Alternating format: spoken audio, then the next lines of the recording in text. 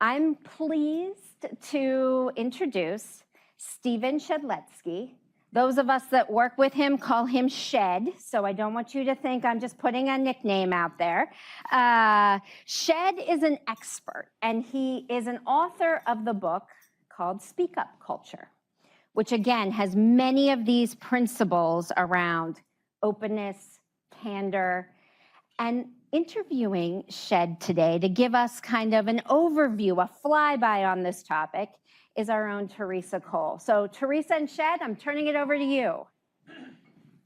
Thanks, Nickle. Hi, team, and good morning, Shed. So you have been a strategic partner with us for the last year with our executive program. So some of the folks on the call have met you, but some haven't. So can we kick off a little bit with you telling a little bit more about yourself? Absolutely, and thank you so much, Nickle and the team, for having me. Great to be here with you, T. We call Theresa T, so if you don't know Theresa yet, she's T. I'm told that the nickname Cher was already taken, so I go by Shed, that the full name is Stephen Shedletzky. I've had the joy of working with IBM for a few years now. I first started working with IBM from Simon Sinek's team, bringing the concepts of the infinite game to IBM executive leadership, and in the last year, we've been focused on bringing the speak up culture message to IBM. So what is the speak up culture? Can you talk a little bit about that? Yeah, so when I started writing this book, I fully admit that I thought I was rebranding psychological safety. Psychological safety is a well-known body of work. I'm a fan. Amy Edmondson is a huge thought leader and scholar in the area. I always had a bit of beef with psychological safety. And for me, it was a mouthful. And for me, it puts on sort of an academic lab coat on top of a very real human experience. The way Edmondson defines psychological safety, or team psychological safety, it's an environment in which folks feel that it's safe to take interpersonal risk. But as I dove into the work, I realized that there's more than only psychological safety going on when talking about a speak up culture. So I devised a definition, and we have a slide on that here. So for me, a speak up culture is an environment in which, yes, it is psychologically safe, but also worth it to share ideas, even if they're half baked, to share feedback. The purpose of feedback is to help one another grow. Emphasis on those first four letters. Feed. It's not called knock down back T. It's called feedback, to help one another grow. The purpose of feedback is to build empathy and understand someone else's experience and points of view, as well as them doing some work to understand ours as well. To share concerns, sort of smoke before it becomes fire. To disagree. I love that Nickle highlights this, that, she mentioned openness, a comfort with conflict and debate and disagreement. I would even say a comfort with discomfort, right? Speaking up and having these conversations is actually embracing the challenges and the discomfort of it. And the true test of a speak up culture is how well do we debate and how well do we disagree? And are we attacking ideas, not attacking people? And finally, inside of a speak up culture, we can admit mistake. We can raise our hands and say, I or we are responsible for that. Let's learn from it. The response is not being repeatedly ignored or worse, punished. The response is actually being rewarded for sharing these truths. And so as I lean into it, it's both of these. It's safe and worth it. I was told by a friend and someone who endorsed the book, Kim Scott, who wrote the book Radical Candor. We're all fans of Kim, that if you write a business book, you have to put in a 2x2 matrix. I wasn't aware of this informal business book rule. It's required. Yes, but I kid you not. And for those folks in Markham, I took a drive from my home in Toronto up into the Collingwood, Thornbury area, and I got this idea for the 2x2. And the two questions we ask, either consciously or subconsciously before we make the choice to speak up, is it psychologically safe and is it worth it? We want both of these. But if it's safe and not worth it, it means that we might feel safe speaking up, but there's no change. So this is part of the responsibility from engagement surveys, from hearing feedback, is to actually circle back to let people know that them using their voice, whether verbal or written, actually goes somewhere and makes a difference here at IBM. So Shed, does that mean that we can speak up about all things all the time? Wouldn't that lead to a little bit of chaos? Oh, it would. Oh, it would. I mean, Maybe. so one of the questions I often get is does this mean we can speak up about all the things all the time with all the people? And the answer is no. We need guardrails, we need boundaries. So there's a couple nuances and ideas here. One is the acronym WAIT. Why am I talking? And for extroverts like you and me, why am I talking? Yes, yes, we are both extroverts, I would say. Why am I talking helps us have a filter. Am I speaking up to be seen? Am I speaking up to serve, right? Mm-hmm. But for those of us who might be a bit more reserved or introverted, why am I talking actually gives us a bit more courage to speak up as well. There's also a theory that was introduced by Scottish comedian Craig Ferguson. So if we can go to the next slide, team. There's a great sort of waterfall of questions here. And I've learned that when all else fails with management theory, lean into a comedian. Turns out they know a few things about human behavior as well. Less empathetic. I've never found an empathetic stand-up comedian very funny. However, there's efficacy in this point. So the questions are, does this need to be said right now and by me, right? So does it need to be said? If the answer is, I don't think so, lean into good old weakest link, bank, right? Put it in the bank. You may not need it now or ever. But if you're like, yes, this needs to be said, maybe even check in with a colleague or a friend, yeah, that should be said. The next question is, does it need to be said now? And if the answer is no, it doesn't need to be said now, let's take it offline. And we've all sat in meetings where someone speaks up about something which is valid, but it pertains to about 15% of the folks in that meeting. That's a perfect example of, you can even go, raise your hand if you need to be part of this conversation. Great, that could be your next meeting, not this one. Let's keep moving. That's okay. That's okay, done with care. But if you go, yes, this needs to be said right now and by me, it's time and permission to open up the sort of strings of that speak up ring and step in, right? Now, we'll talk about what good speaking up looks like, and what a good culture of speaking up looks like. But if it's time to speak up, I encourage us to realize that we aren't automatic transmissions, we're manual transmissions. We can change our approach, and we can lean into that platinum rule, which is treat others the way they wish to be treated. I teach my 6-year-old the golden rule, teach others the way you wish to be treated. But for us adults and leaders, we need to flex and figure out, how can I speak up in a way that this can actually be heard?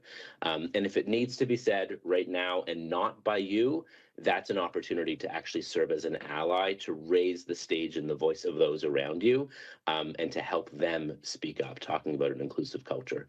So I also heard from our friend Kim Scott that the key to every successful marriage is to leave at least one thing unsaid every day. I'm not sure how I feel about that advice, but I can't say it's wrong. For some of us, it might even be leave 2 things, but I'm just hypothetical. So how do we build a speak up culture at IBM? So the way to build a speak up culture is, of course, we need to make it safe and we need to make it worth it. The question is how. And so I found that it's a virtuous cycle of 2 actions. And those actions are encourage folks to speak up and then reward them when they do. And I would argue that reward piece is probably more important than the encourage piece, right? Encourage is likely that egg, and reward is the chicken, and it's a cycle. Now, what's also good about this is it ripples, because let's say you and I have a meeting, I speak up about something and it goes marvelously well. What happens? I wear that in my body language. I can't help but share it with colleagues without saying anything, because you can see it.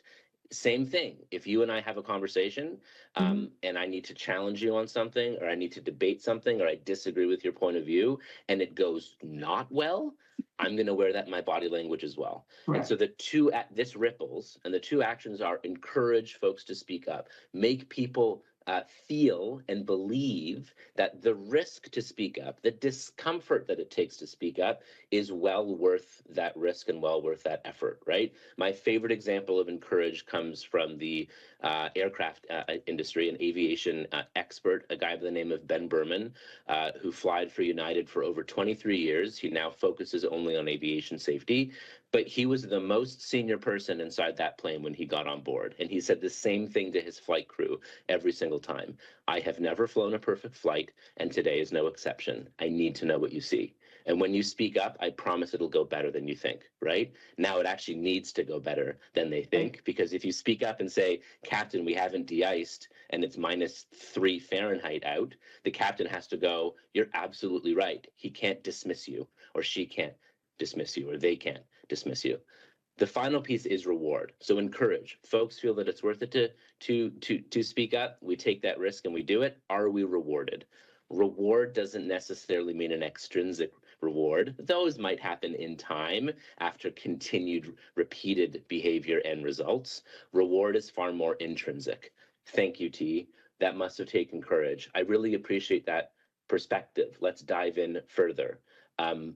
Hey team, let's farm for dissent. I've heard Nickle use that term, farm for dissent. It's so valuable. Hey, I don't yet see what you're pointing out. Can you share more data? Help us join you in that conclusion. Or even, we didn't implement your idea, but here's why. Here's the greater context. Who else has further ideas? Or who has ideas on how we can get around or work with these obstacles? So it's these two pieces. Encourage folks to speak up and then reward them when they do. Make them feel that them using your voice was well worth that risk. Cool. So Shed, I know writing this book and talking to the folks that you have for the past year, I'm sure you've heard people say, I'm too afraid. I get what you're saying, but I'm not going to do it. How do you suggest overcoming the fear it takes to speak up? So I actually had this conversation with Amy Edmondson because one of her best known books is called The Fearless Organization. And I said, Amy, that's not possible, right? And she goes, of course, it's an idealized notion. Look, I even italicized fearless on the cover. And I went, no, you didn't. And she went, oops, I should have. So fearlessness is not the goal. So for anyone who says, here's our fearless leader, please do us all a favor. Don't. Fear is vital. Fear is data. If you truly come across a fearless leader, watch out. They're dangerous. They're destructive. Fear is biological. We should all feel fear. And so instead of saying our fearless leader, it would be more apropos to say, here's our leader who feels the fear, uses it as data to figure out whether to pursue, reevaluate, or get the heck out of there. And here's the leader who creates less fear, but doesn't aim to obliterate fear, because fear is biological, fear is data, and fear is useful. It helps us assess risk. And so we should all feel fear. I think a couple of things. So one is, how can we take modest, reasonable tests? I've actually heard Kitty Cheney Reid speak about this in saying when she speaks up, especially to those more senior than her, she doesn't ask for a mile, she asks for an inch. She says, sleep on it. Just consider this. I'm not asking you to change everything. I'm not asking you to adopt everything. Just please take a moment, pause. Let's revisit this later today or tomorrow. And I just want to see if your perspective shifts at all. Give me an inch, not a mile. The other is, take those modest, reasonable tests. I'm not suggesting you speak up about the biggest thing immediately. You can try and test the waters and start with, you have spinach in your teeth, right? I've never heard anyone say you jerk after someone says you have spinach in your teeth. It's typically thank you, and then build up and take more and more modest, reasonable tests and see if it is indeed safe and worth it, and strive to make it safe and worth it for those around you as well. The other is, are we safe with ourselves? You know, there's no mistake that in every single leadership development program I've ever come across, the first module, and you know this better than anyone, T, is leading self. Do we know, do we have self-awareness? Do we understand the instrument we're playing? Do we know how to tune it? Do we know how to harmonize with others? And then, of course, the work of leadership, which is available to everyone, is to help others understand their instrument, fine-tune their instrument, which is a never-ending journey, and better harmonize with others. So do we feel safe with ourselves? Because all leaders, regardless of rank, whether you have it in your title or not, all leaders, this is from my friend Tim Spiker, they are all inwardly sound and others focused, and in that order. So we have to do the work to be inwardly sound as well, and others focused when speaking up. Thank you. That's awesome. So how can organizations measure the success, or probably maybe even a better word would be effectiveness, of their speak up culture initiatives? Yes. So I think it's a couple things. I think one is formal measurements and assessments, whether it's an employee engagement survey you've just done, as well as micro assessments. There are more and more products on the market as well to measure real time or micro measurements of employee sentiment and engagement, which I think are valuable. And it's listening.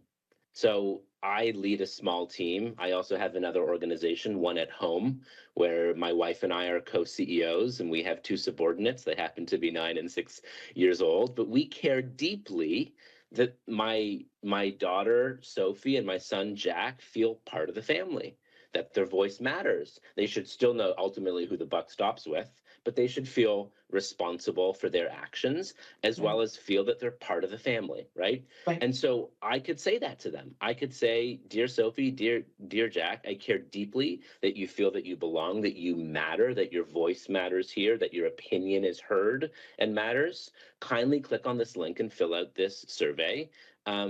See you next quarter, right?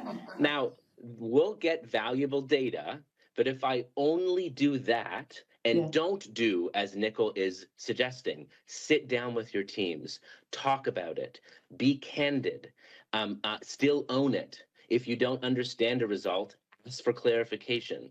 If folks feel more comfortable sharing further with anonymous feedback, I'd rather anonymous feedback than no feedback, right? So it's both formal assessment as well as going for a walk with Sophie and Jack, or individually one-on-one or as a group, taking them for ice cream, sitting in a meeting and having the conversations, and not bringing a laptop, at most bringing a pen and notebook, saying, I'm taking notes, not for HR, I'm taking them for me and my growth and development as a leader. So I think it is those two things. And as well, if you want to see if you have a speak up culture, lean back into the definition. What's the definition? A speak up culture is an environment in which it feels safe and worth it to share ideas, even if they're half baked, to share feedback, to help one another grow on ideas and on interpersonal matters, to share concerns, to disagree and challenge with respect and tact, and to admit mistake. So if you want to measure, is there a speak up culture? How many ideas are being shared? Is feedback being shared openly up and down the line and side to side? Are concerns being shared, ethical, safety, performance, otherwise? Are we disagreeing with respect and tact and asking for clarification? And are we admitting mistake, all for the benefit of seeing improvement on the other side? That's awesome. So one more question. How do we accommodate for building a speak up culture in IBM with cultural and even personality differences? Is there any kind of insights you could share with the team to kind of help drive that? Yeah, so I view culture as a pickle jar. So, we can take a perfectly sound, wonderfully world class to whatever you're liking cucumber, put it in some awful pickle brine, and we got a bad pickle. But we can't blame the cucumber. We have to examine the brine that it's in. And so our brine is culture. And so, especially when we have multicultural teams in different geographic areas that might have different interpretations of what a speak up culture means, it so behooves us to define, this is the culture we're striving to bring to life on this team. And there are folks, especially on the consulting side, that might be parts of many different teams. And so how do we create team norms for this team, right? And be explicitly clear on, these are the values and these are the behaviors that we encourage and reward. And then do we actually encourage and reward folks when they do behave them? And so I think one is that piece around culture is like a pickle jar. And what's good about us human beings is once you pickle a pickle, you can't pickle it again. It's a pickle, right? You can't undo it. You can't unpickle a pickle. But for us human beings, we can go from one brine to another and actually perform and behave with high trust and high performance and ethically, right? The other thing, so I really love thinking about how can we design meetings that includes folks who are more introverted and reserved and don't have it in their makeup or personality or cultural background to speak up. One of the favorite things that I did, I worked with someone on the team for 10 years, and he became a very, very close friend, highly introverted, highly analytical, and the team was remote. So most of our meetings, we would get together maybe once a quarter, but most of our meetings were done over video. And if I'm honest, most of the time I thought he was kind of out to lunch. Like I didn't think he was paying attention. He wasn't very actively participating in the meeting. But every now and then he'd say something and I'd be like, wow, that was good, right? Where did that come from? And after I saw this a few times, I had a one-on-one with him and we were sort of at the same peer level. Sometimes he'd be more senior, sometimes I would. But I said to him, his name's David. I said, David, I've noticed that every time you speak up in meetings, it's kind of brilliant, and I want to hear from you more.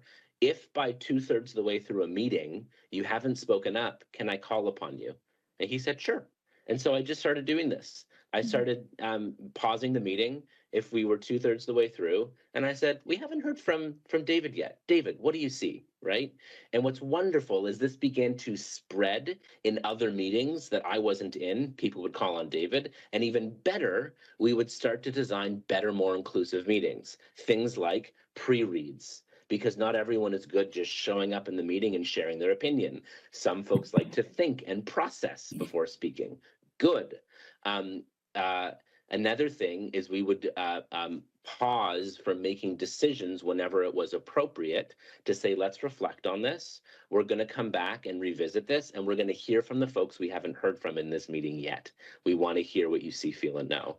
And so how do we ensure that we aren't just rewarding the consistently loud voices who might feel confident and comfortable speaking up? How do we ensure that we're hearing from an inclusive, holistic point of view? And so much of that is down to the way that we design meetings. That's awesome. Thank you, Shed, for joining. Well, first of all, thank you for being a part of our executive programs this year. You have done a brilliant job. Thank you for joining this team today. We appreciate your words of wisdom. And of course, this book has been fantastic. And with that, I will hand it back to Nickle. Thank you very much, Theresa and Shed. And look, I think there are a lot of takeaways, and you can imagine why Shed is such a popular speaker in our executive programs here.